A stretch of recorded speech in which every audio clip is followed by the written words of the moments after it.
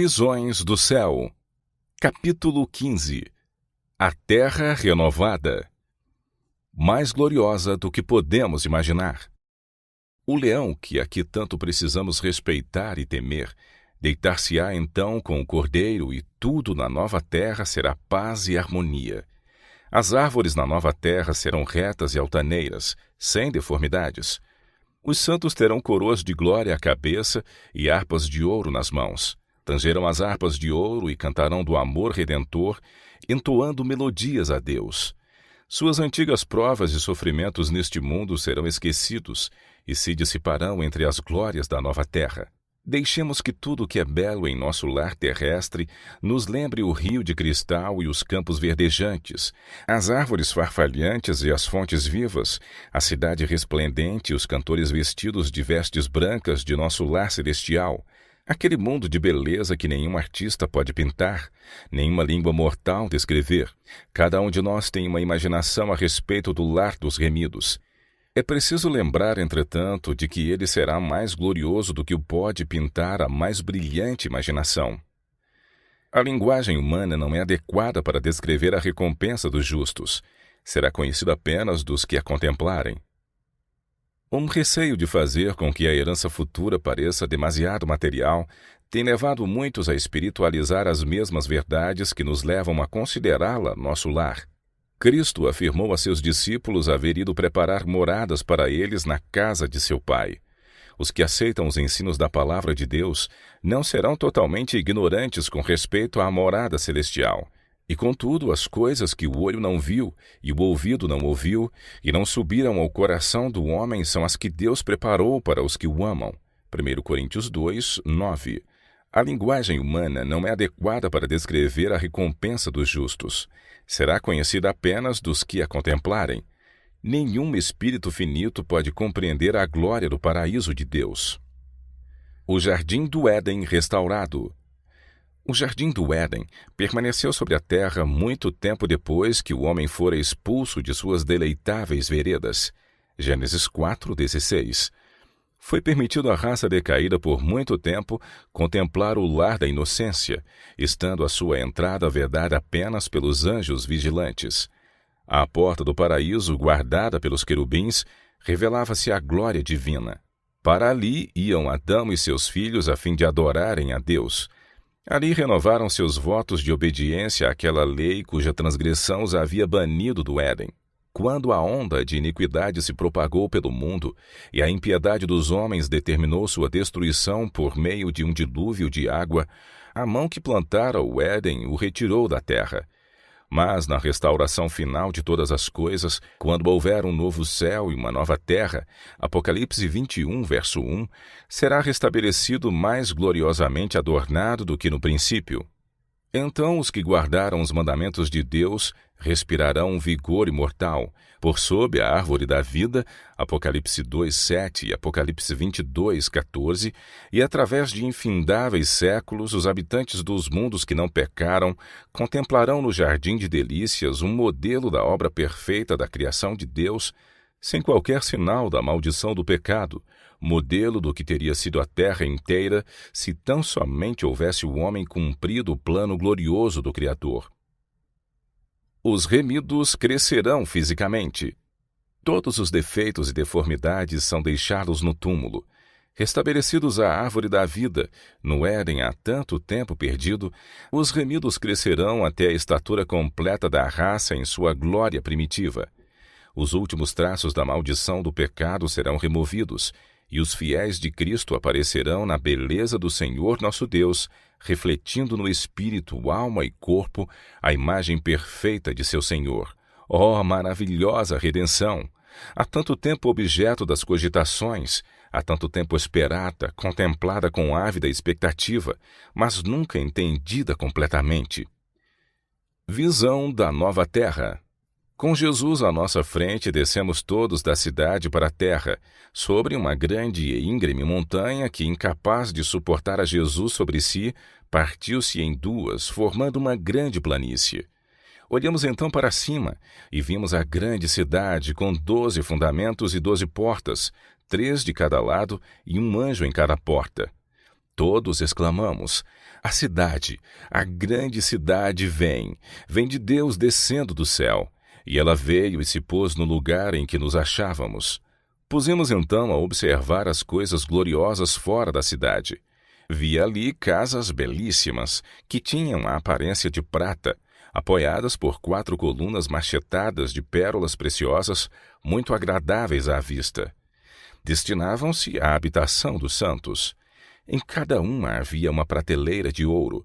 Vi muitos dos santos entrarem nas casas, tirarem sua coroa resplandecente e pô-la na prateleira, saindo então para o campo ao lado das casas, para lidar com a terra, não como temos de fazer com a terra aqui, não, absolutamente. Uma gloriosa luz lhes resplandecia em redor da cabeça, e estavam continuamente louvando a Deus. Vi outro campo repleto de todas as espécies de flores, e quando as apanhei, exclamei: elas nunca murcharão. Em seguida vi um campo de relva alta, cujo belíssimo aspecto causava admiração. Era uma vegetação viva e tinha reflexos de prata e ouro, quando magnificamente se agitava para a glória do Rei Jesus. Entramos então num campo cheio de todas as espécies de animais: o leão, o cordeiro, o leopardo, o lobo, todos juntos em perfeita união. Passamos pelo meio deles e pacificamente nos acompanharam. Dali entramos num bosque, não como os escuros bosques que aqui temos, não, absolutamente, mas claro e por toda parte glorioso. Os ramos das árvores agitavam-se de um para outro lado, e todos exclamamos: moraremos com segurança na solidão e dormiremos nos bosques. Atravessamos os bosques, pois estávamos a caminho do Monte Sião. No trajeto encontramos uma multidão que também contemplava as belezas do lugar. Notei a cor vermelha na borda de suas vestes, o brilho das coroas e a alvura puríssima dos vestidos. Quando os saudamos, perguntei a Jesus quem eram eles. Disse que eram mártires que por ele haviam sido mortos. Com eles estava uma inumerável multidão de crianças, que tinham também uma orla vermelha em suas vestes.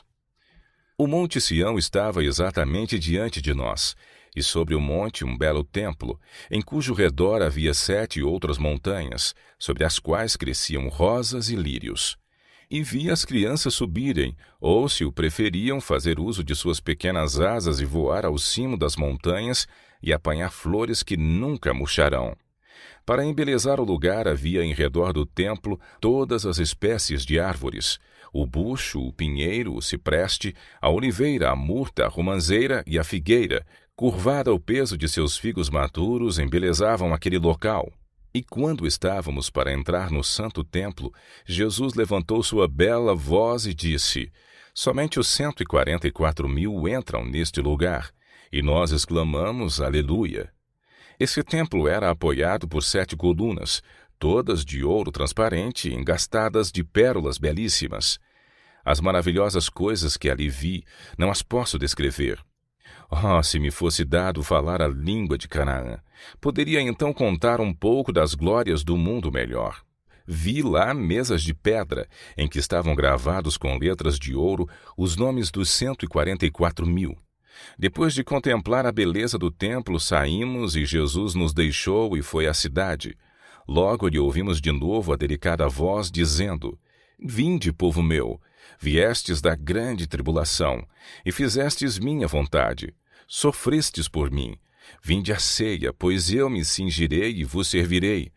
Nós exclamamos: aleluia, glória, e entramos na cidade. E vi uma mesa de pura prata, tinha muitos quilômetros de comprimento. Contudo, nossos olhares podiam alcançá-la toda. Vi o fruto da árvore da vida, o maná, amêndoas, figos, romãs, uvas e muitas outras espécies de frutas. Pedi a Jesus que me deixasse comer do fruto. Disse ele: agora não. Os que comem do fruto deste lugar não mais voltam à terra. Mas dentro em pouco, se fores fiel, não somente comerás do fruto da árvore da vida, mas beberás também da água da fonte. E disse: deves novamente voltar à terra e relatar a outros o que te revelei.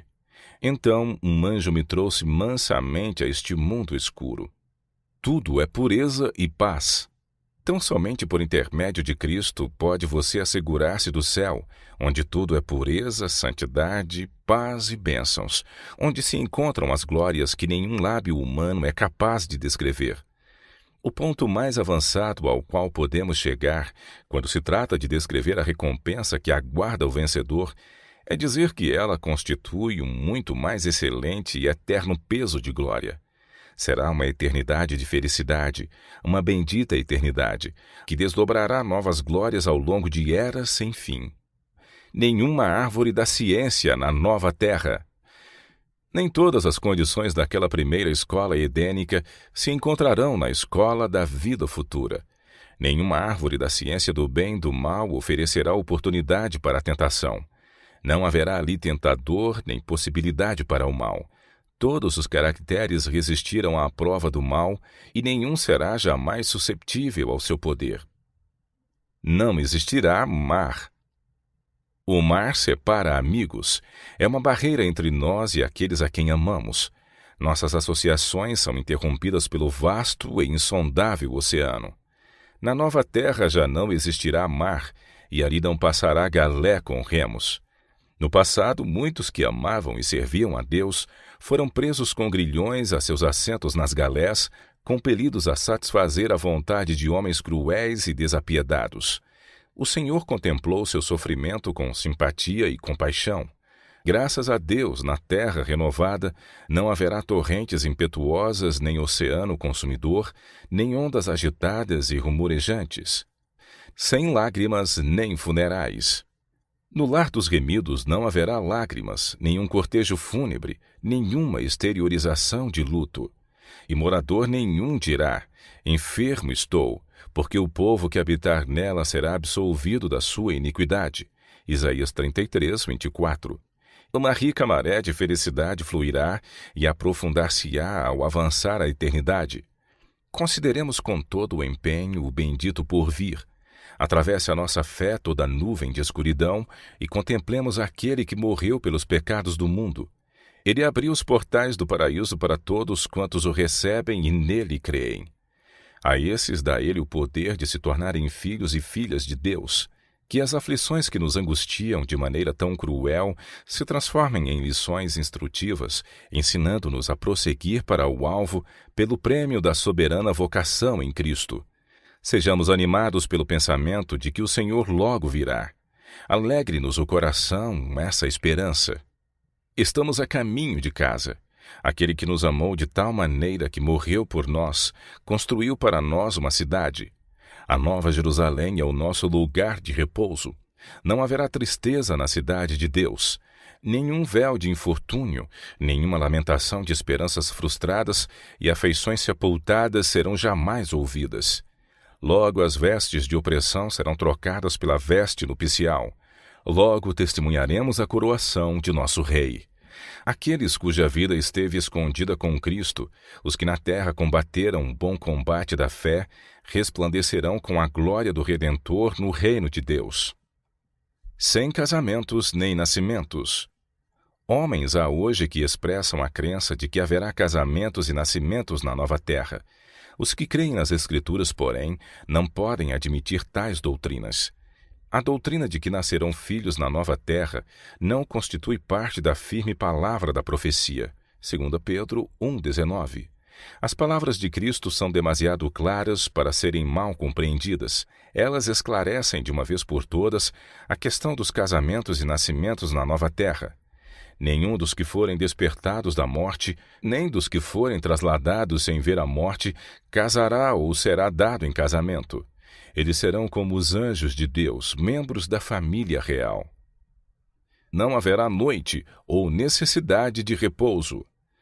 Na cidade de Deus não haverá noite. Ninguém necessitará ou desejará repouso.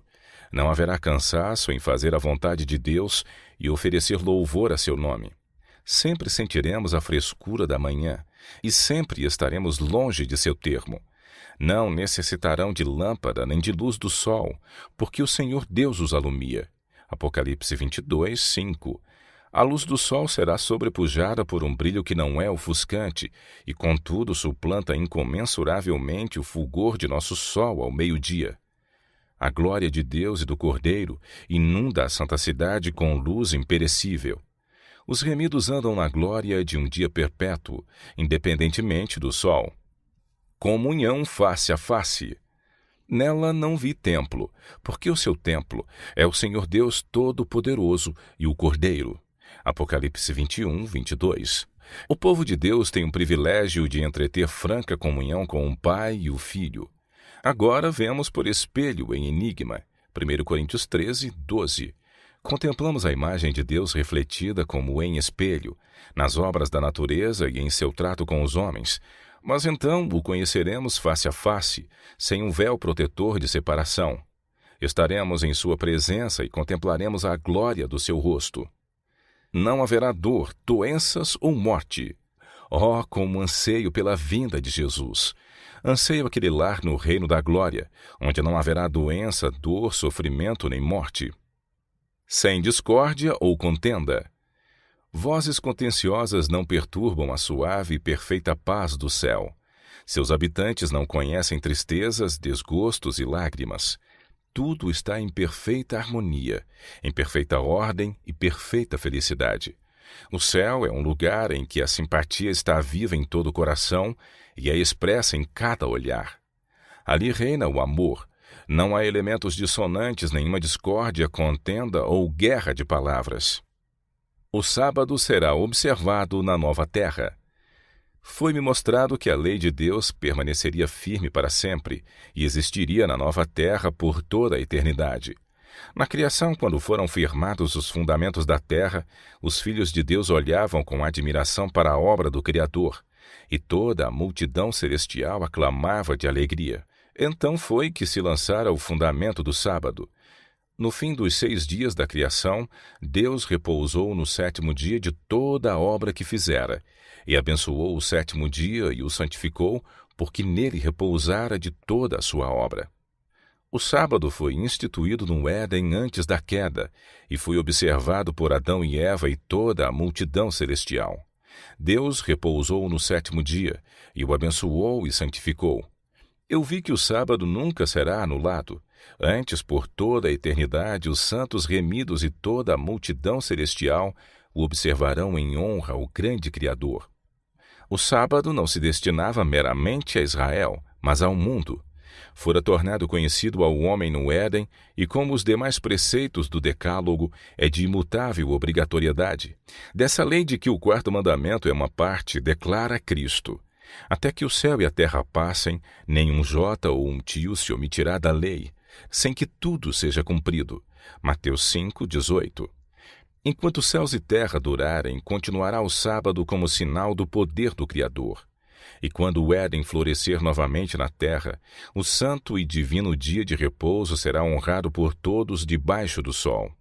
Desde um sábado até outro, os habitantes da glorificada nova terra irão adorar perante mim, diz o Senhor. Isaías 66, 23. Como os fiéis de todos os tempos. Ali os remidos conhecerão como são conhecidos. O amor e simpatias que o próprio Deus plantou em cada um encontrarão ali o mais verdadeiro e suave exercício. A comunhão pura com os seres santos, a vida social harmoniosa com os bem-aventurados anjos e com os fiéis de todos os tempos, que lavaram suas vestes e as branquearam no sangue do Cordeiro, os sagrados laços que reúnem toda a família nos céus e na terra, Efésios 3,15, tudo isso concorre para constituir a felicidade dos remidos. A alegria dos redimidos. Tudo no céu é nobre e elevado. Todos procuram o interesse e a felicidade dos outros. Ninguém se dedica ao cuidado de si mesmo. O prazer principal de todos os seres santos é presenciar a alegria e felicidade dos que lhes estão ao redor. O povo de Deus se sentirá em casa. Na Bíblia, a herança dos salvos é chamada um país. Hebreus 11, 14 a 16. Ali o pastor celestial conduz seu rebanho às fontes de águas vivas. A árvore da vida produz seu fruto de mês em mês, e as folhas da árvore são para a saúde das nações. Existem torrentes sempre a fluir, claras como cristal, e ao lado delas, árvores ondeantes projetam sua sombra sobre as veredas preparadas para os resgatados do Senhor. Ali as extensas planícies avultam em colinas de beleza, e as montanhas de Deus erguem seus altivos píncaros. Nessas pacíficas planícies, ao lado daquelas correntes vivas, o povo de Deus, durante tanto tempo peregrino e errante, encontrará um lar. O meu povo habitará em morada de paz, e em moradas bem seguras e em lugares quietos de descanso. Isaías 32, 18. Nunca mais se ouvirá de violência na tua terra, de desolação ou destruição nos teus termos, mas aos teus muros chamará salvação e às tuas portas louvor. Isaías 60, 18. Edificarão casas e as habitarão, e plantarão vinhas e comerão o seu fruto. Não edificarão para que outros habitem, não plantarão para que outros comam. Os meus eleitos gozarão das obras das suas mãos. Isaías 65, 21 e 22. Ali o deserto e os lugares secos se alegrarão disto, e o ermo exultará e florescerá como a rosa. Isaías 35, verso 1. Em lugar do espinheiro crescerá a faia, e em lugar da sarça crescerá a murta. Isaías 55, 13. E morará o lobo com o cordeiro, e o leopardo com o cabrito se deitará, e um menino pequeno os guiará. Isaías 11, verso 6. Não se fará mal nem dano algum em todo o monte da minha santidade, diz o Senhor. Isaías 11, 9. Vida ativa e objetiva. Na terra renovada, os redimidos empenhar-se-ão em ocupações e prazeres que levaram felicidade a Adão e Eva no início. Será vivida a vida edênica, a vida no jardim e no campo. E edificarão casas e nelas habitarão. Plantarão vinhas e comerão o seu fruto. Não edificarão para que outros habitem, não plantarão para que outros comam. Porque os dias do meu povo serão como os dias da árvore, e os meus eleitos gozarão das obras das suas mãos até a velhice. Isaías 65, 21 e 22. Cada faculdade será desenvolvida, toda a habilidade aumentada. Os maiores empreendimentos serão levados a êxito, as mais elevadas aspirações alcançadas, realizadas as mais altas ambições. E surgirão ainda novas alturas a serem alcançadas, novas maravilhas para serem admiradas, novas verdades a serem compreendidas, novos objetos de estudo a desafiarem as faculdades do corpo, da mente e da alma.